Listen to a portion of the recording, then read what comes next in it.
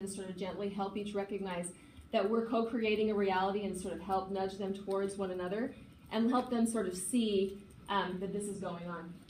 And then finally, of course, later on, as Sue Johnson recognized the pattern orientation of emotionally focused therapy, one day she had an epiphany sitting in a bar with a friend that, oh my gosh, because she said she finally had a roadmap of like what was going on, that couples work was successful when you started recognizing patterns, and she had never realized that the whole, like she said, I had the map, but I didn't have the target on home base until one day I recognized that the whole foundation of successful couples work was that the parent-child attachment bond, and that was the very same. The two were the same. That a male and a female needed attachment, and that was the foundation of successful marriage just as much as a mother and a child needed it. And so if we could just transition the success of the one to the other and recognize that in therapy, that we could kind of find the foundation of adult love. Okay, do you want to, how are we doing on time? Yeah, we're good. Okay. So I just want so the model of health was the secure attachment. Yeah. Like even if they didn't have it in the past. Is that's what we're shooting for, is as therapists, what we're trying to do is help them co-create secure attachment, basically build a bond between husband and wife, and that we, as therapists, we facilitate the building of that attachment bond. And that's what we do through the steps and stages of EFT. Yeah, and oftentimes they don't have that bond very strong, but we can kind of slowly help them build that bond. Yeah. Okay, so, do I add anything? Okay, so just to go through the research, this is as of a few years ago. 8 major studies were completed, and Dr. Frey kind of started with talking about, well, I guess it goes to start. So behavioral therapy has a 35% success rate as opposed to 70 to 73% recovery rate in 10 to 12 studies as of 2003, with a 90% rate of significant improvement. And the results are stable even under high-stress couples. One thing that Johnson had found, and they've even done more studies since then, is that it does not matter how distressed the couples are when they begin. There's no correlation. Is that the degree of distress at the beginning is irrelevant, which is pretty cool. They went through a variety of populations and settings, so that the demographics didn't seem to matter. She's done it with heterosexual, homosexual, also I think you mentioned depression, so lots of mental illnesses. So they've gone through all the various kind of different demographics, and it's successful in all of those. Do you guys recognize the name Jacobson? You're gonna laugh when I tell you. He's the guy who edited your book. Yeah, Neil Jacobson. So he's on the very front cover of your book. He was probably the most prolific couples therapist that there was out there as far as speaking in couples therapy. And he was only able to achieve that 35% success rate.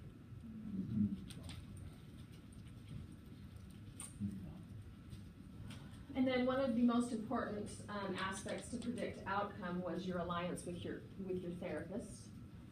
And then the best predictor for success with the female was faith in her partner's caring rather than initial distress level. So just engagement in whether or not her partner cared about her. Any questions about this initial research? Yeah, in fact, you can even ask that question early on for the female partner. Do you think that your partner cares for you? And if the answer to that question is no, then it lowers the success rate of this theory by a lot. The belief that my partner cares for me is a critical question that needs to be answered yes in order for really any form of couples therapy to work. And it's interesting, it's specific to the female, not even to the male. That's at least what the results that they recommend.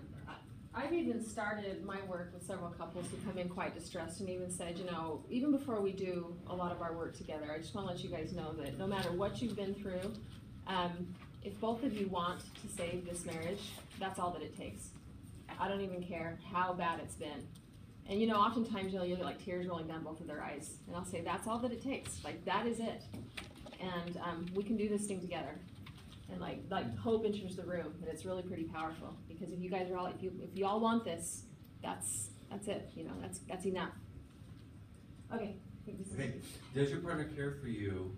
When does that switch get turned off? From an attachment perspective. When do you no longer say to yourself, my partner cares for me?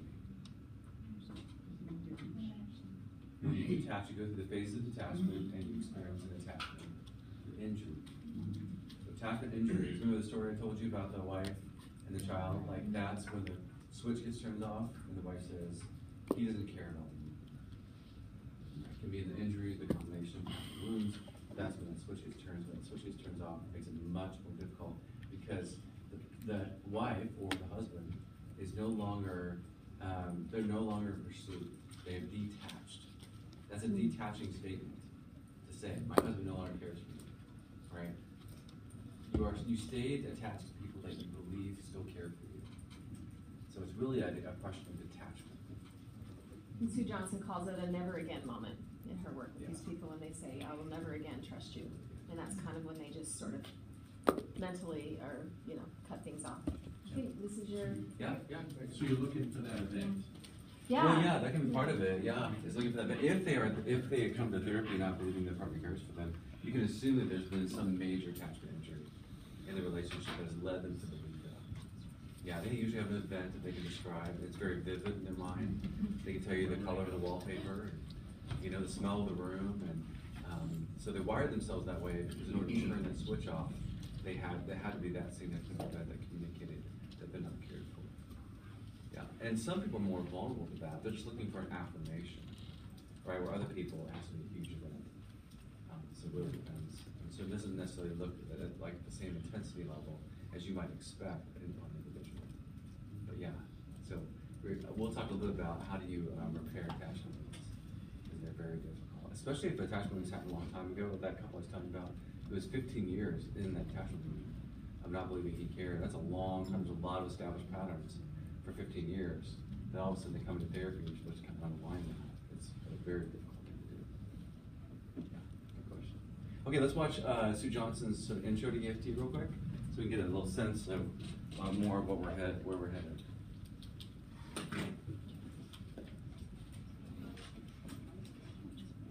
In love relationships and in family interactions. These signals organize key emotional responses, and in distress relationships, the processing of emotions and the patterns of responses between partners become narrow and constricted. People then get stuck in set repetitive ways of emoting and relating, such as angry demanding, followed by numbing withdrawal.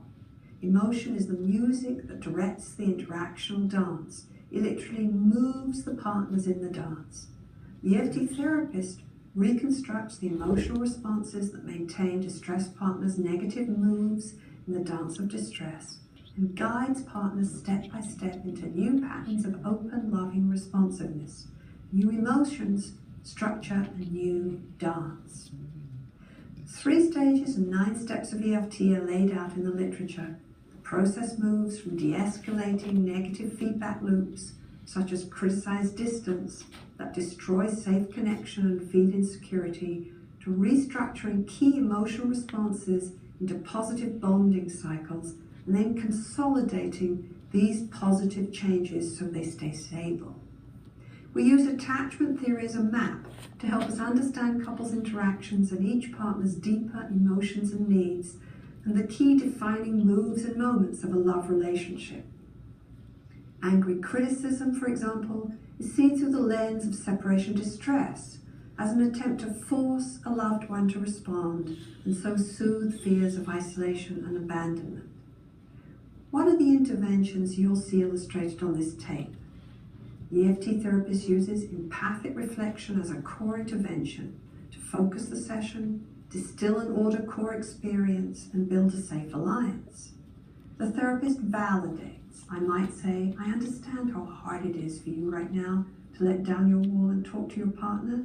That wall saved your life in other relationships when you felt so hurt and helpless. She asks evocative questions, such as, what is happening to you as you say this? Or, when do you feel this sense of helplessness, to expand partners' emotional experience?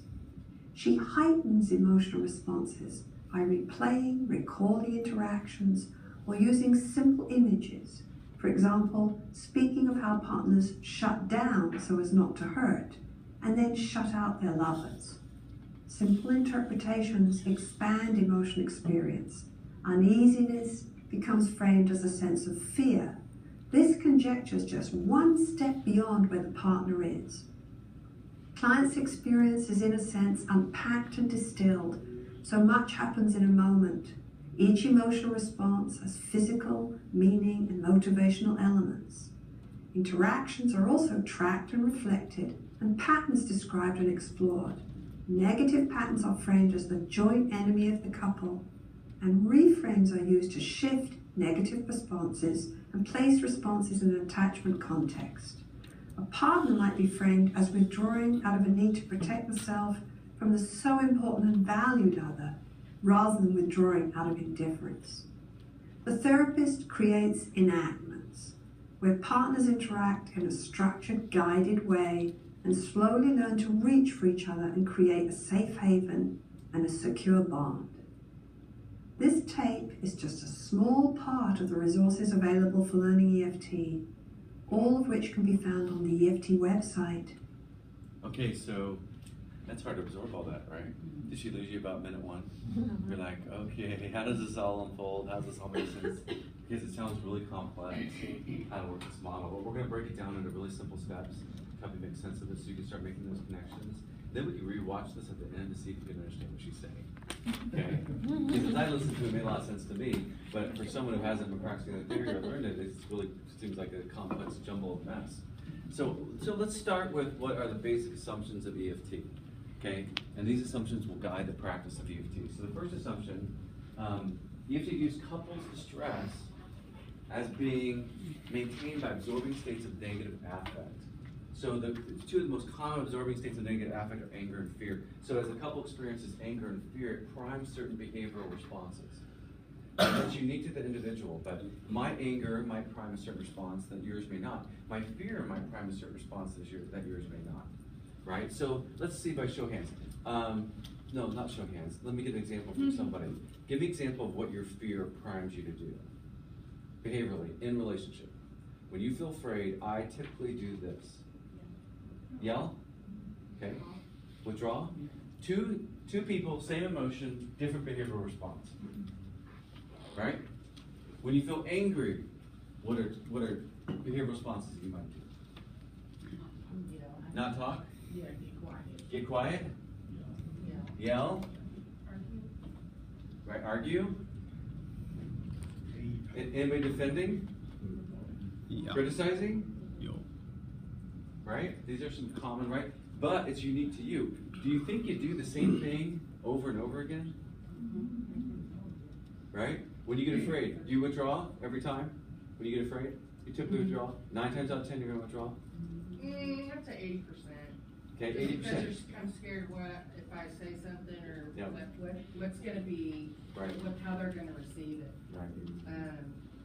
I'd say about 80%. Sometimes though I'll Okay. receive, but mostly I'll withdraw. So Mostly. like I'm already scared. I'm like, if Right. I say anything else, are you going to become either more angry or am I going to Right. be more scared or less Okay. accepted, less comfort? Right. All that. That Right. kind You of don't stuff. want to threaten the attachment needs more.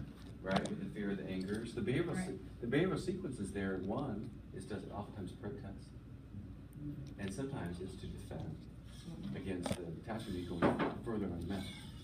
So fear and anger are two primary emotions, not primary emotions, but they are emotions. Fear is a primary emotion. But they are emotions that moves a couple towards distress. So if they stay in fear and anger, a couple is most likely to stay in a distress cycle. So we're going to get them out of fear and anger to loosen up the rigidity of their cycle. When you guys are rigid, and when you guys are angry, are you more rigid? When you're fearful, are you more rigid, less flexible? Right? Like you're locked down. You're trying to preserve and protect, right? What is yours? And you're in a mode of safety, and in that there is more inflexibility. And that's what contributes to the inflexibility of the pattern. The pattern stays inflexible and rigid because it's being driven by fear and anger. Right? And so there's no internal flexibility with either partner to break out of the rigid pattern of behaviors that are associated with emotions. So the emotion drives the behavior, right?